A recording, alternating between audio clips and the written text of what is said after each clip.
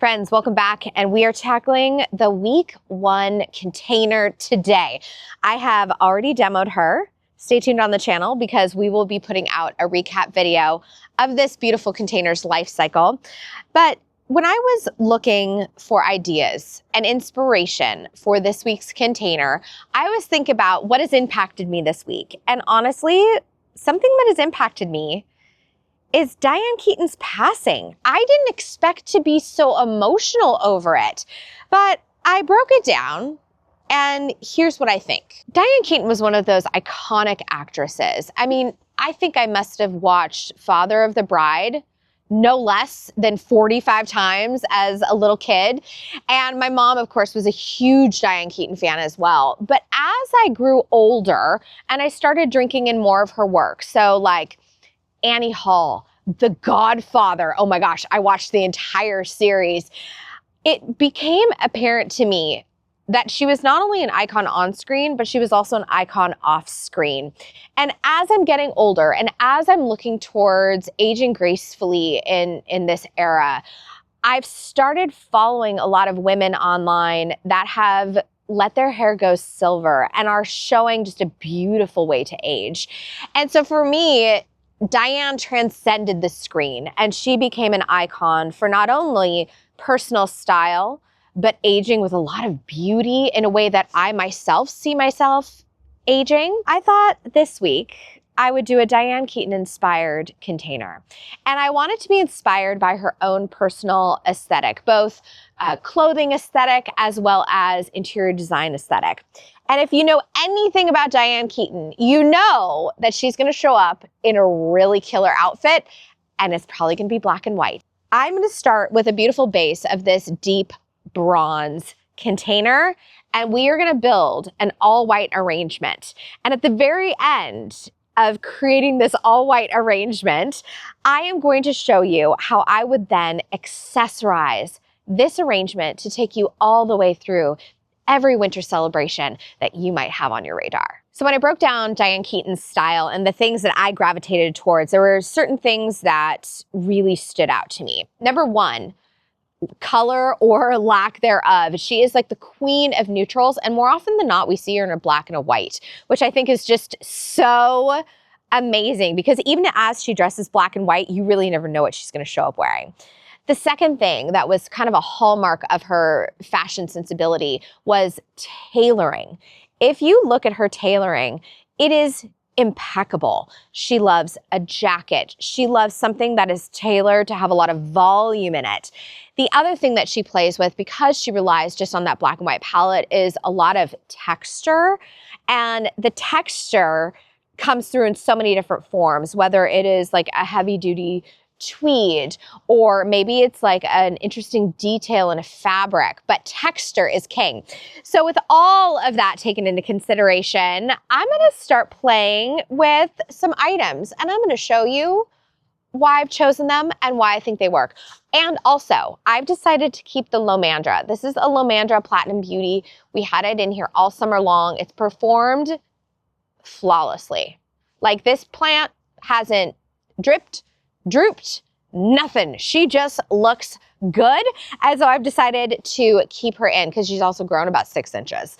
So let's start off with my centerpiece, and it's this little beauty here. I am definitely gonna have to shave down the root ball a bit getting it into this container, but this is a Euonymus green Spire. And to me, when I'm thinking about tailoring and structure, I think of a plant like this because it is so upright and columnar in its habit. Each branch is so distinct. And so this little beauty is gonna be kind of the anchor point for this gorgeous arrangement. And by the way, when I change all of these out, I'm never actually dumping all of the soil that's in here. I'm taking out a heavy dose of the roots, and then I'm just gonna amend with a little bit of biotone. This is what I like to use in all my containers. And then I will top dress with some fresh stuff. Oh my gosh.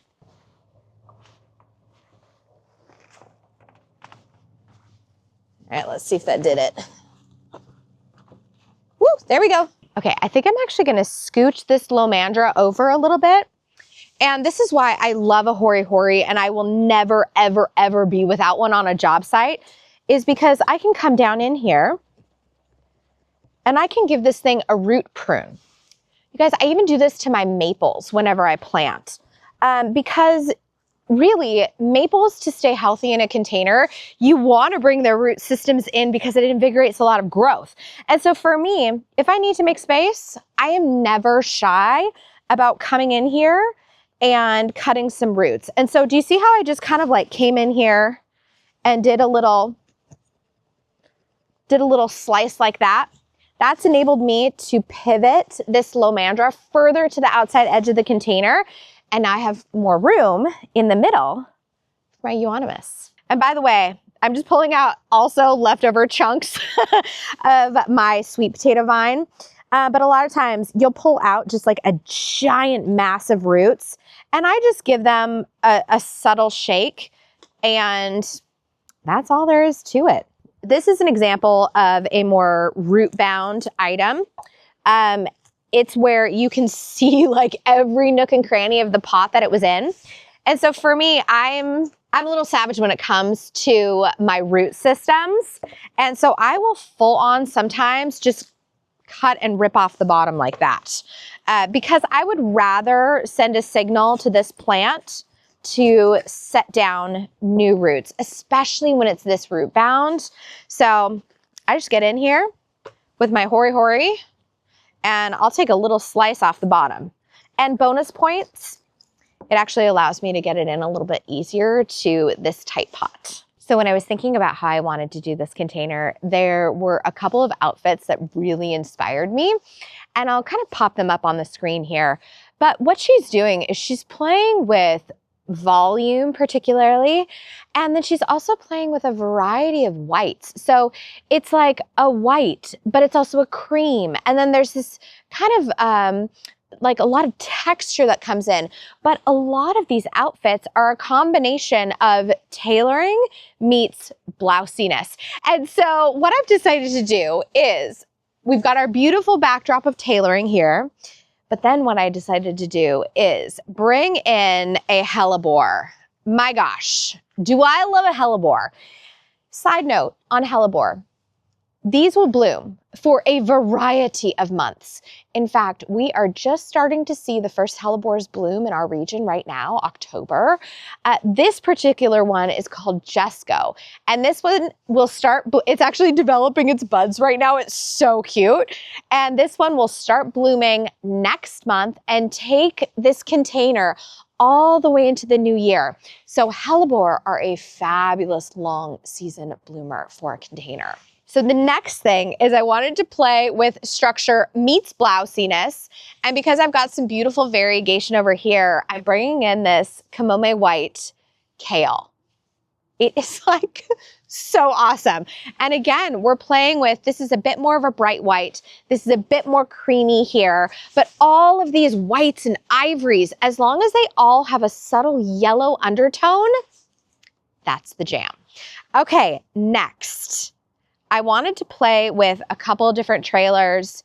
You know, I'm currently having withdrawal from my ornamental ivy selections. They are no longer allowed. And so I'm relying very heavily on Vinca's. This one, as you know, is Wuju's gem. I love it. And again, do you see I've got like this yellowy undertone to my white? The other one that I have is a Vinca called Alba. And this one has a straight green leaf and a little white flower. And I thought about that one, but it just feels too neutral. It feels too blah. I'm not getting this statement and not driving home this like creamy yumminess. So out goes Alba and in goes Wuju's gem. Now, another thing that I wanted to play with for this container is a heather. This is an erica as opposed to a calluna. Callunas are often known as bud bloomers. Erica are like winter heathers. And this one, you guys, the name was so appropriate. It's called White Perfection. And it also drives home more of the structure that Diane Keaton, I feel like, is known for. And so I love that I could put this right here. It's a nice deep green that's anchoring back, or sorry, echoing back to my centerpiece here. And then this will start blooming white in December. I mean, that to me is just, that is the ticket. I love a flower that's gonna bloom in the middle of winter. And what I kind of thought is I thought I might balance it and put one more back here as just like a nice surprise. And then last but not least, I grabbed a pansy and a viola. But here's the thing. Violas, they can be like very upright and dainty. That was not Diane Keaton's vibe. She was big hats, giant belts, voluminous skirts, really killer footwear. And so I feel like I need the volume from a giant pansy to just take this all the way to completion. So I think I'm going to put one here. I think I'm going to put another one here. And you know what? If I have space, I might hide a few in the back. And so as it comes up, we get this beautiful blousiness of all these gorgeous pansies.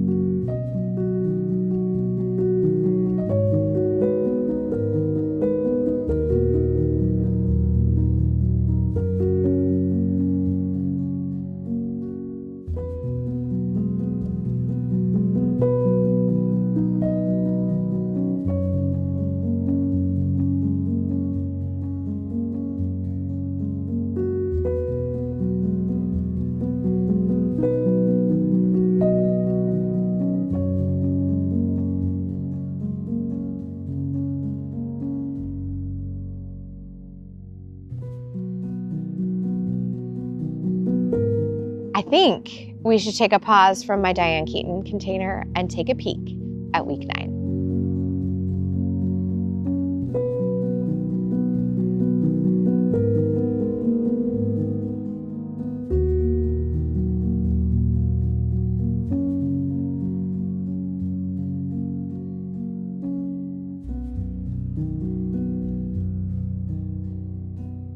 You guys, is this the cutest little edible ornamental window box ever? Okay, a couple things.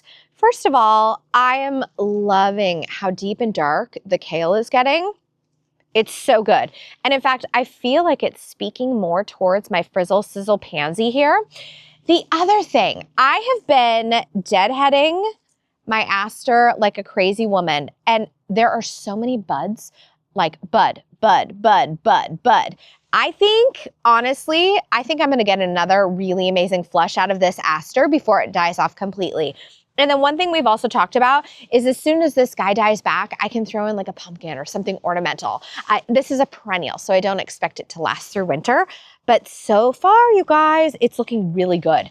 Also, down here, you know what I was thinking about? I think I used straight thyme in this. I would have used a lemon thyme or a golden oregano, and that actually I think would have balanced my little heuchera over here so much more beautifully. And my heuchera was a stand-in because you could easily have a lettuce in here or some other winter deliciousness. Okay, guys, not bad for little week 9. And in fact, I think what I might do is I might come in behind and take out some of these little tender shoots completely. And so I thin out this back portion of kale, and then this can be sauteed up with a little mixture of vegetables for a yummy snack for me. So here we are. This is my little tribute to a woman who was literally a design icon for me. She kept me guessing. She kept me excited about fashion and interiors. And in some weird way, she actually informed a lot of the woman that I am and I'm becoming, because she was this beacon of someone who knew exactly who they were and were so unapologetically themselves. And because she's a woman who loved an accessory, and we also, by the way, I have a mutual love of gorgeous hats. I also wanted to design something that you can accessorize 8 ways from Sunday. And the other thing about this container is that this will keep on surprising you with blooms all the way through winter. So if you're a person who loves Halloween or Thanksgiving, this all white container is ready to receive whatever color that holiday sparks for you. It could be a blue pumpkin. It could be a white pumpkin. It could be literally an orange pumpkin. All of them apply. As we descend further towards Thanksgiving, further towards the winter holidays, you can add in branches of any shape and size. You can add in dried lotus seed pods. That would be spectacular. You can even put birch branches in this to further drive home that Diane Keaton black and white. And also, whether you are celebrating a traditional Christmas holiday where red and white really speak to you, hello. Or if you are one of my wonderful friends who celebrate Hanukkah, hello, blue and white, ready to receive. So I just hope that this gives you endless inspiration in terms of how you can bring an all-white Diane Keaton-inspired container into your garden and then just accessorize the heck out of it and have a darn good play. All right, my friends, I'm going to see you in the next one. And in the meantime, say hello to your garden for me.